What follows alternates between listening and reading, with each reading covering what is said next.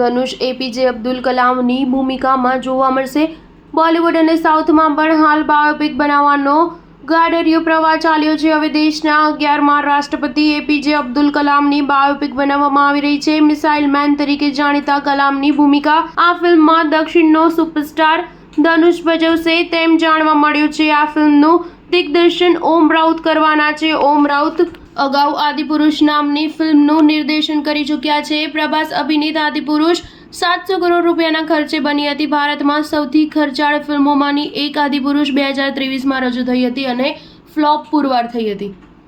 આ film box office પર 390 કરોડ રૂપિયાની કમાણી માંડ કરી શકી હતી। આદિપુરુષમાં રાવણના પાત્રમાં સૈફના ગેટઅપ સહિત અનેક છબરડા વાળવામાં આવ્યા હતા। સમગ્ર ફિલ્મ તદ્દન કંગાળ સ્તરની બનતા ઓમ રાઉતની ભારે ટીકા થઈ હતી। આથી એપીજે અબ્દુલ કલામની બાયોપિકનું દિગ્દર્શન તેમને સોંપતા ફિલ્મ ચાહકોમાં શંકા કુશંકા થઈ રહી છે। આ ફિલ્મનું નિર્માણ અભિષેક અગ્રવાલ, ભૂષણ કુમાર, કૃષ્ણ કુમાર અને અનિલ સુનકર સાથે મળીને કરી રહ્યા છે। ધનુષે 2013માં રાંઝણા ફિલ્મ સાથે બોલિવૂડમાં એન્ટ્રી કરી હતી। છેલ્લે તે અતરંગી રે ફિલ્મમાં દેખાયો હતો। 2025માં પણ તેની ફિલ્મો કુબેરા, ઇડલી કડાઈ અને તેરે ઇશ્ક મેં જોવા મળશે। સ્ટાર ન્યૂઝ 7 હંમેશા સચ્ચાઈની સાથે।